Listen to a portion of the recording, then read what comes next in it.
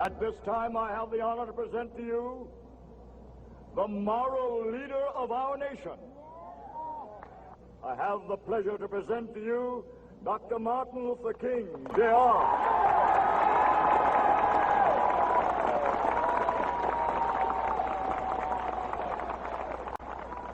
I am happy to join with you today in what will go down in history as the greatest demonstration for freedom in the history of our nation.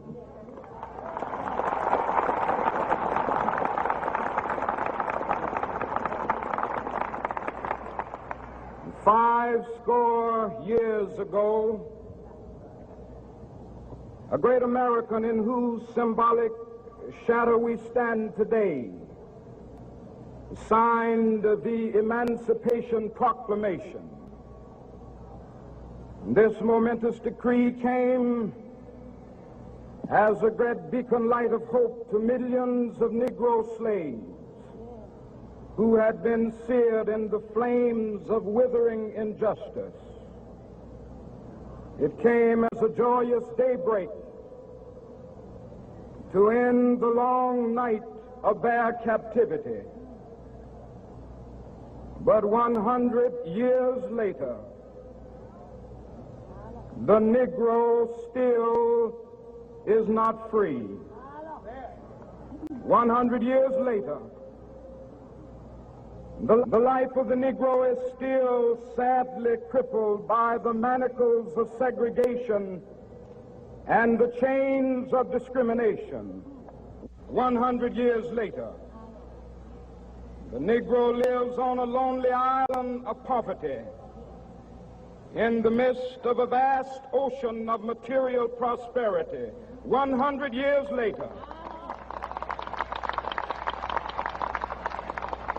the Negro is still languished in the corners of American society and finds himself in exile in his own land.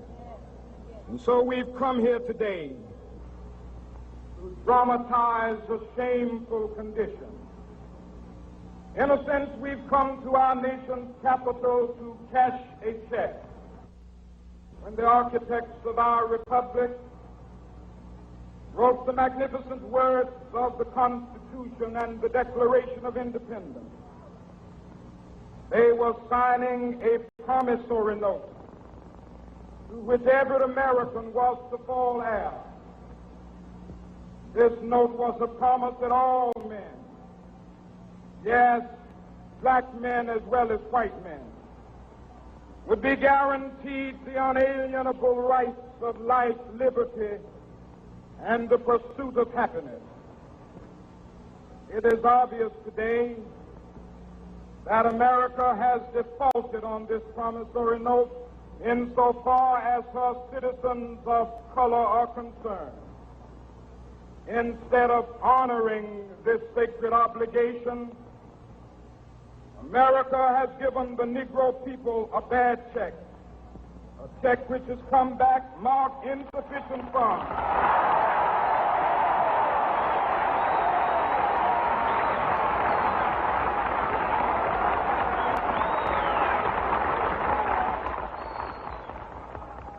But we refuse to believe that the Bank of Justice is bankrupt. We refuse to believe that there are insufficient funds in the great vaults of opportunity of this nation. So we've come to cash this check, a check that will give us upon demand the riches of freedom and the security of justice.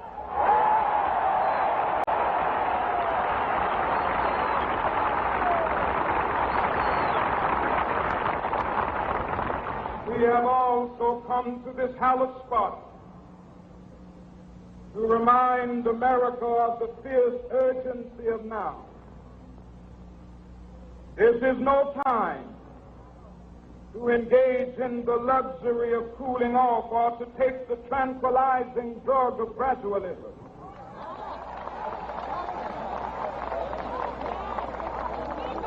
Now is the time to make real the promises of democracy.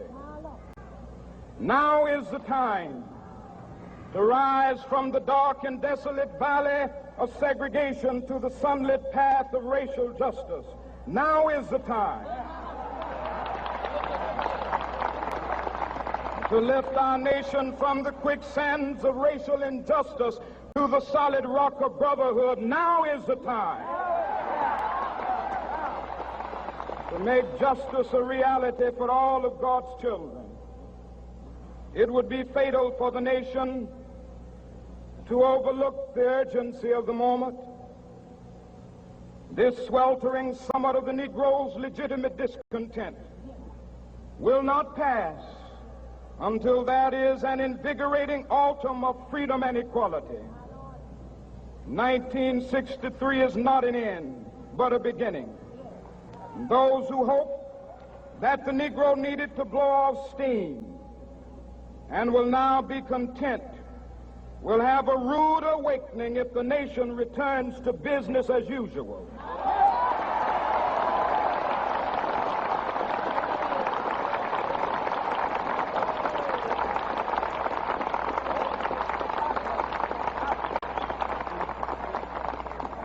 There will be neither rest nor tranquility in America until the Negro is granted his citizenship rights.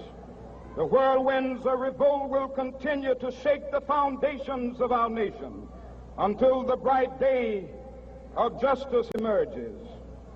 But that is something that I must say to my people who stand on the warm threshold which leads into the palace of justice.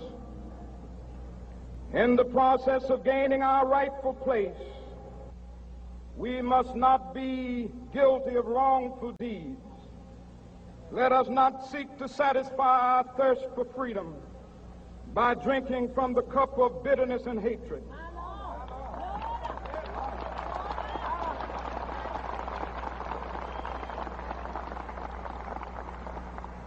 We must forever conduct our struggle on the high plane of dignity and discipline. We must not allow our creative protests to degenerate into physical violence. Again and again, we must rise to the majestic heights of meeting physical force with soul force. The marvelous new militancy which has engulfed the Negro community must not lead us to a distrust of all white people. For many of our white brothers, as evidenced by their presence here today, have come to realize that their destiny is tied up with our destiny.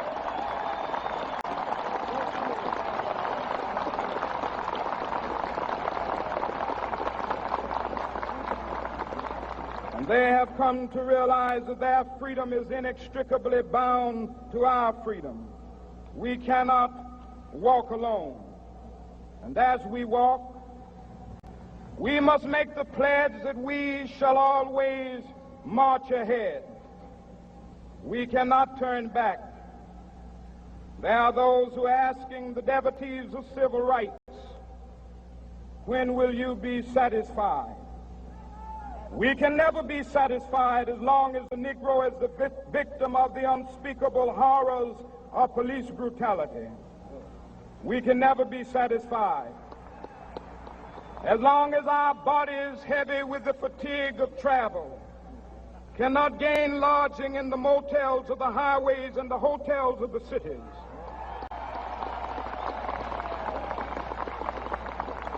We cannot be satisfied as long as the Negro's basic mobility is from a smaller ghetto to a larger one. We can never be satisfied as long as our children are stripped of their selfhood and robbed of their dignity by signs stating for whites only.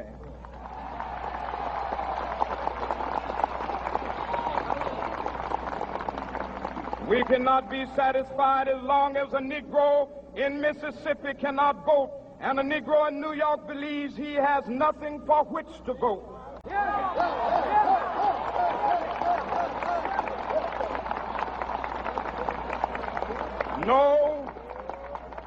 No, we are not satisfied, and we will not be satisfied until justice rolls down like waters and righteousness like a mighty stream.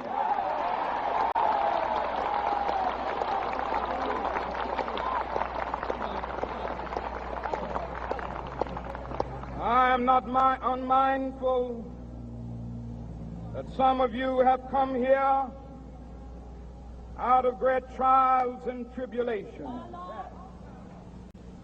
Some of you have come fresh from narrow jail cells.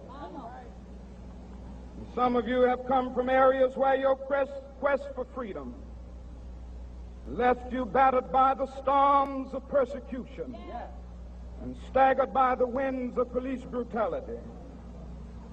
You have been the veterans of creative suffering. Continue to work with the faith that unearned suffering is redemptive. Go back to Mississippi. Go back to Alabama. Go back to South Carolina. Go back to Georgia. Go back to Louisiana. Go back to the slums and ghettos of our northern cities. Knowing that somehow this situation can and will be changed. Let us not wallow in the valley of despair. I say to you today, my friend,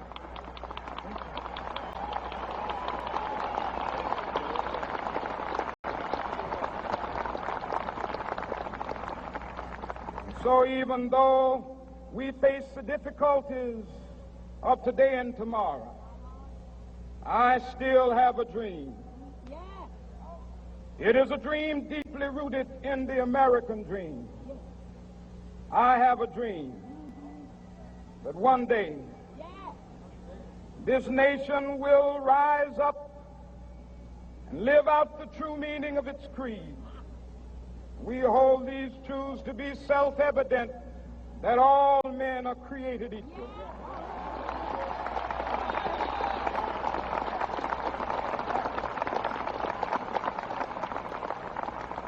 I have a dream that one day on the red hills of Georgia, the sons of former slaves and the sons of former slave owners will be able to sit down together at the table of brotherhood. I have a dream that one day,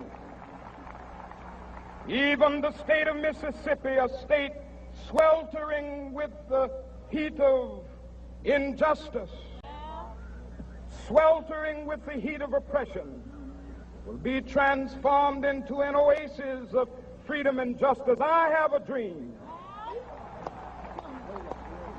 that my 4 little children will one day live in a nation where they will not be judged by the color of their skin, but by the content of their character. I have a dream today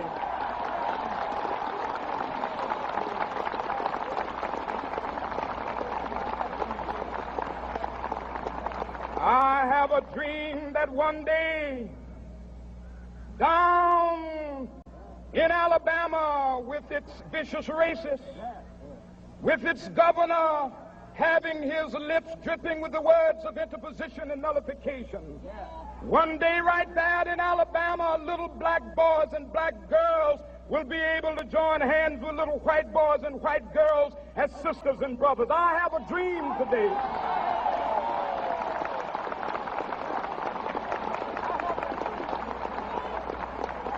I have a dream that one day every valley shall be exalted, and every hill and mountain shall be made low, the rough places will be made plain, and the crooked places will be made straight, and the glory of the Lord shall be revealed, and all flesh shall see it together. This is our hope. This is the faith that I go back to the South with. With this faith, we will be able to hew out of the mountain of despair a stone of hope. With this faith, we will be able to transform the jangling discords of our nation into a beautiful symphony of brotherhood. With this faith, we will be able to work together, to pray together, to struggle together, to go to jail together, to stand up for freedom together, knowing that we will be free one day. This will be the day. This will be the day when all of God's children will be able to sing with new meaning, "My country, tears of thee. Sweet land of liberty, of thee I sing. Land where my fathers died, land of the pilgrim's pride. From every mountainside, Let freedom ring, and if America is to be a great nation, this must become true. And so let freedom ring from the prodigious hilltops of New Hampshire. Let freedom ring from the mighty mountains of New York. Let freedom ring from the heightening Alleghenies of Pennsylvania. Let freedom ring from the snow-capped Rockies of Colorado. Let freedom ring from the curvaceous slopes of California. But not only that, let freedom ring from Stone Mountain of Georgia. Let freedom ring from Lookout Mountain of Tennessee. Let freedom ring from every hill and molehill of Mississippi, from every mountainside. Let freedom ring, and when this happens, and when we allow freedom ring, when we let it ring from every village and every hamlet, from every state and every city, we will be able to speed up that day when all of God's children, black men and white men, Jews and Gentiles, Protestants and Catholics, will be able to join hands and sing in the words of the old Negro spiritual, free at last, thank God Almighty, we are free at last.